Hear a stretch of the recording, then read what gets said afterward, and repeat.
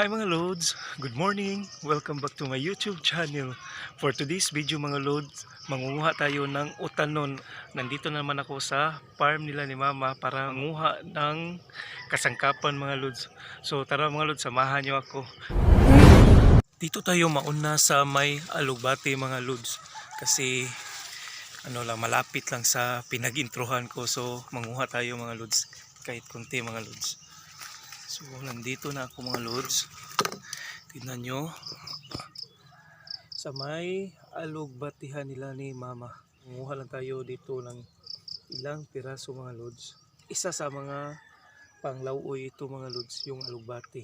Gunting pala yung gamit ko kasi hindi ako makahawak ng maayos sa kamay ko kasi yung isang kamay ko sipi yung hawak. So kaya ito mga Lods, kuha lang tayo dito mga Lods, pagkatapos lipat tayo sa ibang kukunan natin para sa lauoy. Oo. Sana magustuhan yung video na ito mga Lods kasi pinapakita ko lang yung paano tayo magsusurvive dito sa probinsya. Walang mauulam mga Lods, bili ng ulam. So ito lang mga Lods. Mga Lods, kukuha lang muna ako mga Lods ha. Ito mga Lods, meron ay makukuha pa tayo. So hindi lang natin damihan kasi marami pa tayong kunin dito sa pananim nila Mama para sa lauoy natin. Babalikan ko kayo mamaya mga Lods kung matapos ako dito kumuha ng alugbati. Ayun mga Lods, nakakuha na ako ng alugbati. Punta naman tayo sa iba mga Lods. Siguro at punta tayo sa may saluyot at saka sangig. Kukuha din tayo nun. Pagkatapos kuha tayo ng malunggay, sikwa at talong siguro mga Lods. Para mga Lods, nguha na tayo. Nandito na ako sa may saluyot mga Lods. Kukuha lang tayo dito ng konti din at saka yung sa likod ko si tatay. So manguha muna ako ng saluyot mga Lods para marami-rami yung dahon natin.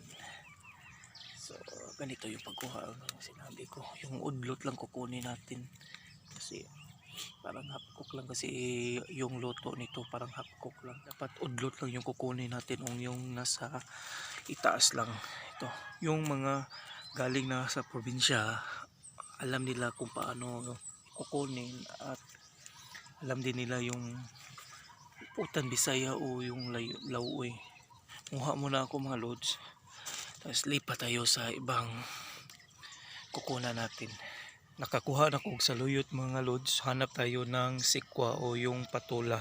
So ito yung nakuha ko, alugbati at saluyot. Hanap tayo ng patula mga Lods. Ay, meron ako nakita ito mga Lods. Meron ako nakita isa. Mga Lods. So sama natin ito kasi ano din kasi ito pagsahog din sa utan Bisaya o yung tinatawag na lauoy. Kahit makakuha lang tayo nito tatlo mga Lods o dalawa, okay na mga Lods. Ito mga Lods, isa. Kita ko mga Lods. Tingnan nyo mga Lods. Sobrang haba, laki na. Sabi daw, para daw malaman kung bata pa ito o gulang na, ipupush lang natin daw ito. Pag walang sounds, ibig sabihin bata pa. So hindi ko makuha kasi tulin ko na lang sa gunting. Yan, ito na mga Lods, sakto na to mga Lods. Ngayon mga Lods, kuha tayo ng malunggay. Dito mga Lods, malapit lang. Ito yan. Kuha din tayo ng ilang pirasong malunggay mga Lods. Hindi ako masyadong makalakad ng maayos mga Lods kasi tingnan nyo yung yan. Puro putik kasi nung isang araw pa kasi umuulan dito. Kakauwi lang namin kahapon galing sa pinsan ni Mama kasi doon kami natutulog. Sa ngayon mga Lods, hindi pa ako nakaligo kasi nangunguha muna ako para sa pangulam namin. So ito yung malunggay mga Lods. Kuha tayo mga Lods. So dito lang ako sa nangunguha sa abot ko mga lods, kasi yung iba masyado nang mataas, kailangan pa putulin.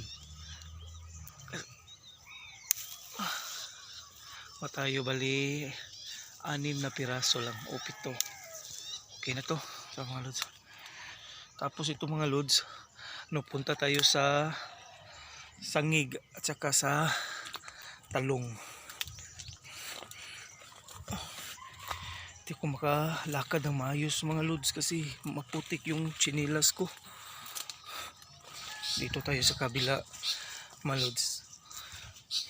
Nandito yung sangig. So wala, parang namamatay yung sangig dito. Tignan nyo, yun mga lods. So hanap tayo ng iba mga lods para makakuha ng sangig. Nandito na ako sa sangig mga lods. Ito yung sangig mga lods. Yan, pati ito. Yan. Yan. Kuha lang tayo mga lods. Ganito yung pagkuha mga lods. Dapat cut.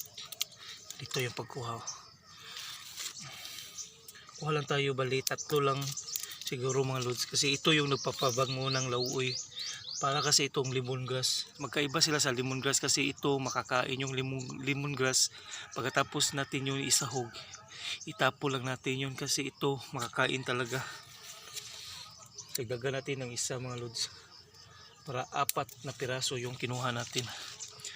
Nakakuha na ko ng 4 na piraso mga lods. Sabi ni mama, di na daw ako kailangan kumuha ng talon kasi may naani na daw si tatay doon.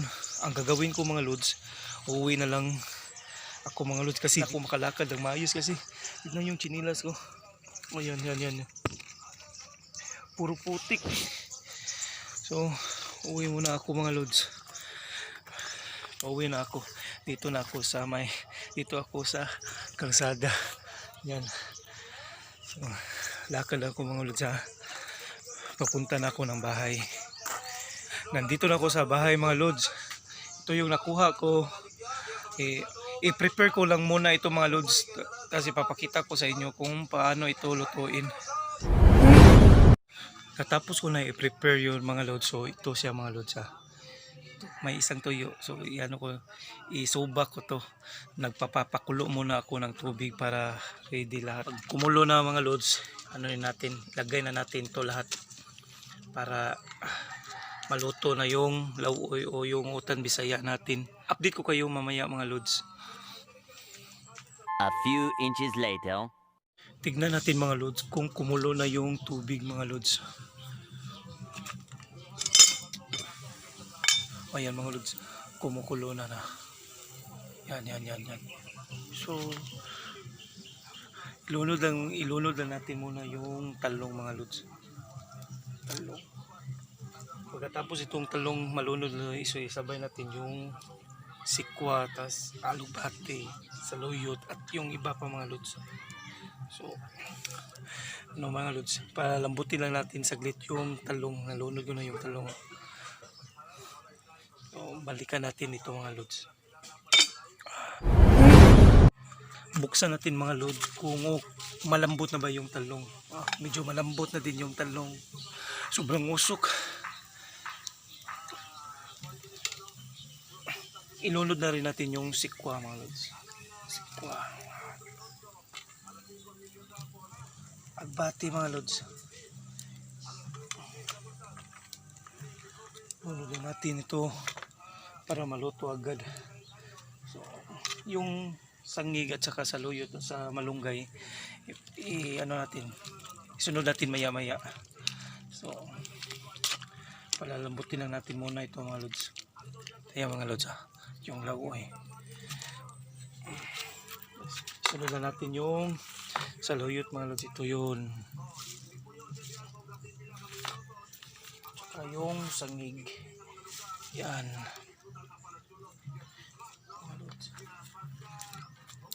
Ito mga lods. Sunod natin. Ito. Haluin lang natin mga lods. Para maluto natin yun.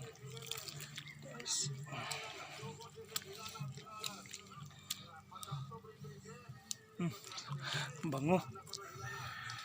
Ito yung malunggay mga lods. Tunod natin yung malunggay.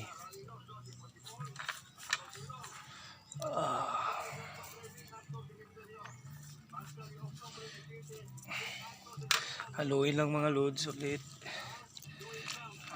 para maluto talaga lahat.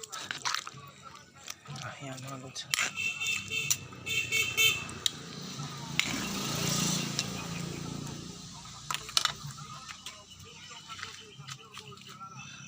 Yan mga lods, nalunod ko na lahat. Titimplahan natin mga lods. Nakuha ko na yung panimpla mga lods. Ito yun. Tapos, timplahan na natin. Tapos yung asin.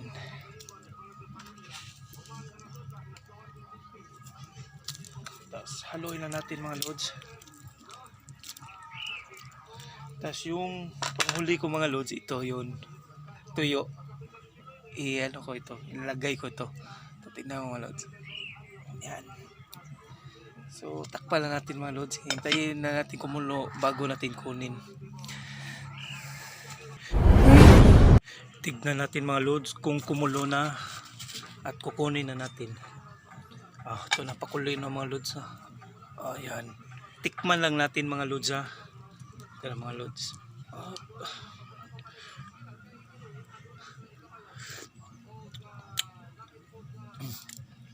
Sarap mga lods. Iba talaga pag fresh yung nakukuha natin mga lods. Nalalasahan natin talaga yung tamis. Yung tamis ng gulay. Kukunin ko muna ito. Ito mga lods. Ito. Tas mga lods. May isa pa kong tuyo.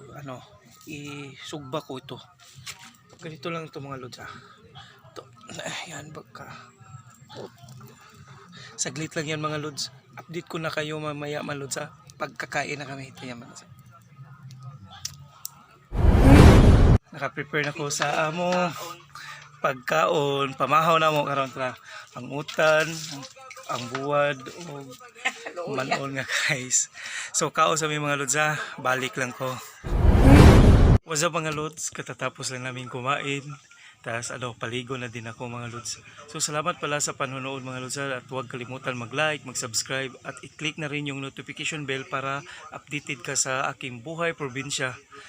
Hanggang sa muli!